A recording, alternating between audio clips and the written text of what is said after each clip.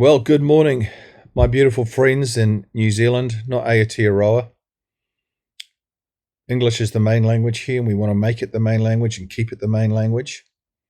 And that's what we're intending to do. And now I'm reading from a book by Adam Plover on the benefits of colonization, and we're talking about Tikanga, Tikanga is Maori law, Maori beliefs, Maori religion, which a group of radical Maori are trying to introduce into New Zealand and make it law. And that would be an absolute disaster. And Gary Judd, KC, King's Counsel, is of the same opinion. So I'm going through some facts about Tikanga. The basis of them wanting to make Tikanga law in New Zealand is that they say, these are the Maori radicals and the retribalists say that prior to 1840, when the treaty was signed, New Zealand had its own, Maori had their own government, and they had their own set of laws, and everything was wonderful, and New Zealand was a Shangri-La, and everything was going really well, and it's all absolute BS. So this is reading from Adam's book. He says there was no government. As Charles Darwin observed in 1835, this is before the treaty. Charles Darwin is the evolution guy.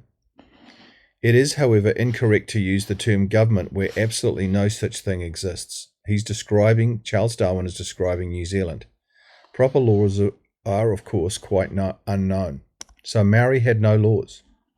The only law they actually had was utu, which was revenge, and muru, which is plunder. That was it.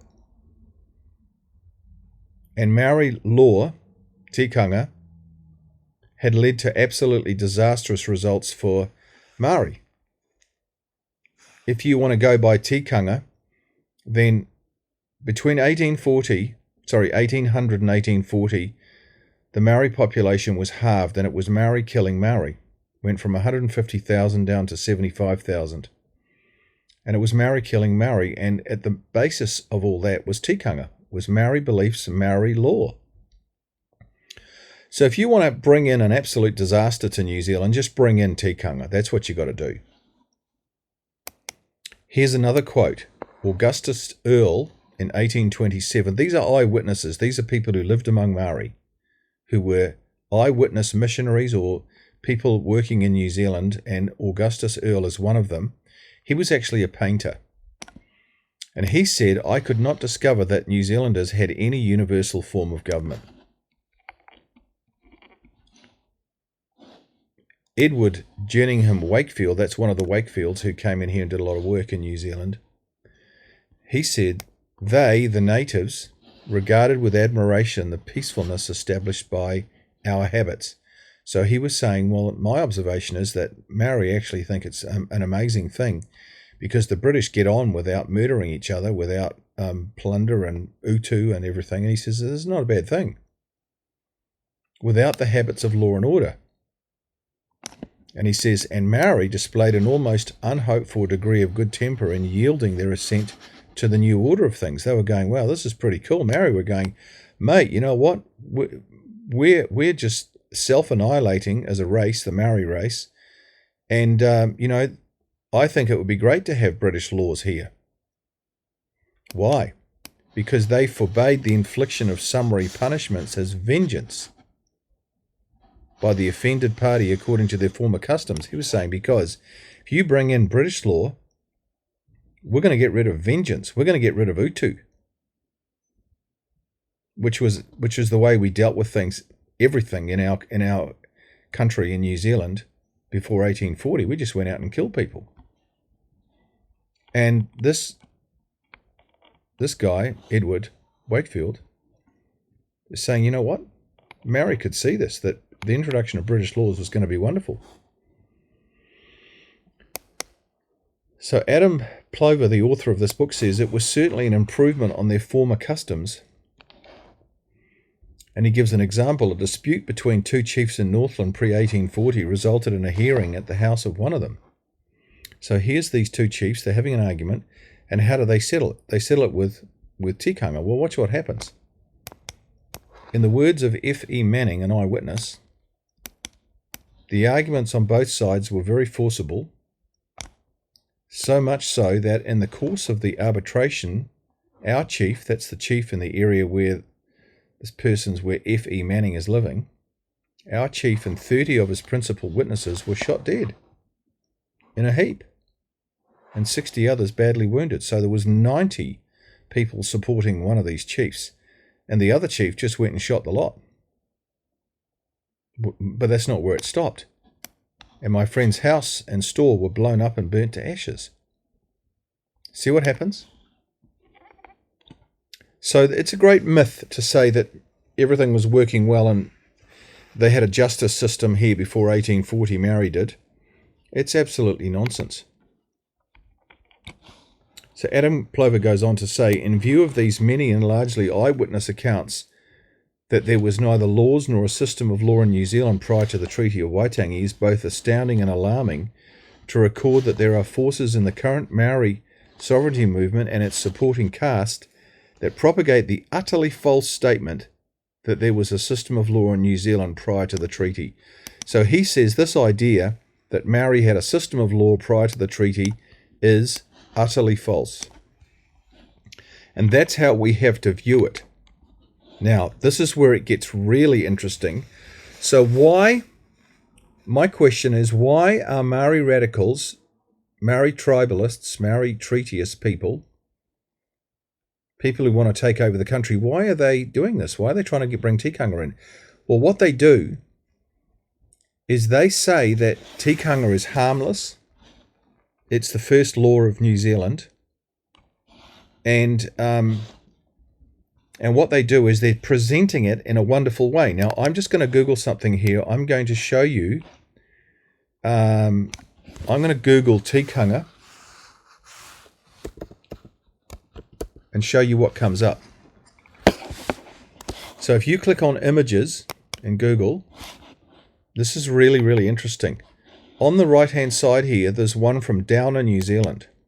And if you click on this, watch what comes up. There, look at that. There is a diagram that Downer is a big infrastructure construction company in New Zealand, and they're working with Maori for infrastructure projects. And Maori are presenting Tikanga as a wonderful thing. Look at this. Tikanga, our values.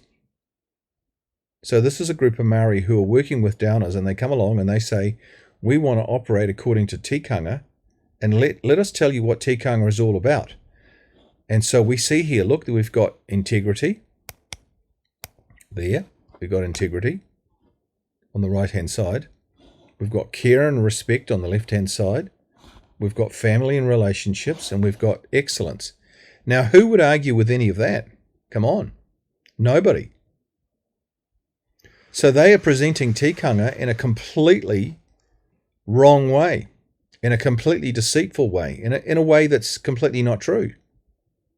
Why is this? Because they want people to accept Tikanga. They want the New Zealand public, the government, MPs and everybody to accept Tikanga. And then what happens is, as time goes on, if we accept Tikanga, this is how these Maori radicals operate. They get in with the thin end of the wedge.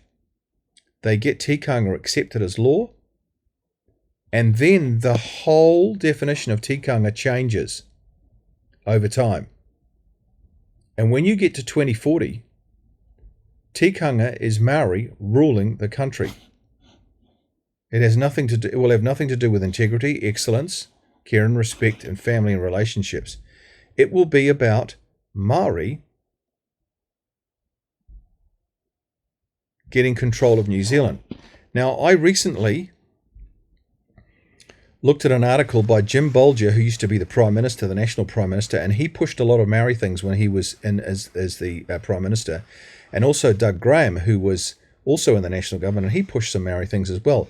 And they were interviewed, and you know what? They were horrified at the way that things have changed from what they thought they were passing and what they thought was good when they were in government. And they were thinking, man, things have moved on and things have absolutely got out of control. And I'll show you a couple of things that I have just got. Look.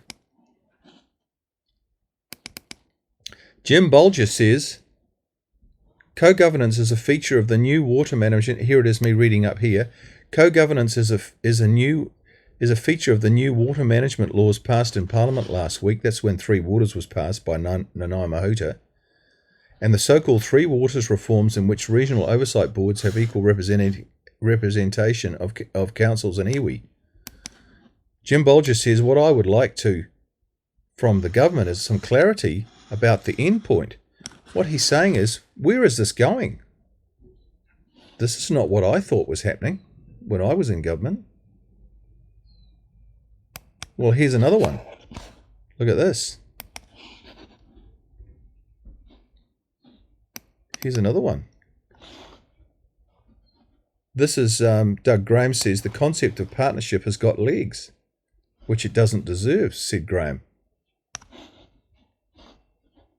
Nobody has had the courage to argue against it or question it, the logic behind it. He says, so it's got away. And I don't think anybody's explaining what it means or where it takes us. See, now, the raison d'etre for the whole thing. Now, what both Jim Bolger and Doug Graham say is, you know what? We started with something that we thought was A, but it's ended up being B. It's completely not what we thought was going to happen. And the whole of the Maori radical movement is like that. It's all based on deception and trickery. It's all based on starting with something small and moving on to much, much bigger things that bear absolutely no resemblance to what was promised at the beginning. And if we go back to this diagram with Downer, the construction company, that's what they're peddling as what tikanga means. Now, I've just shown you from our history studies, this is not what tikanga is. Absolutely it wasn't in early New Zealand history, and this is what they want to introduce. So we're all being conned.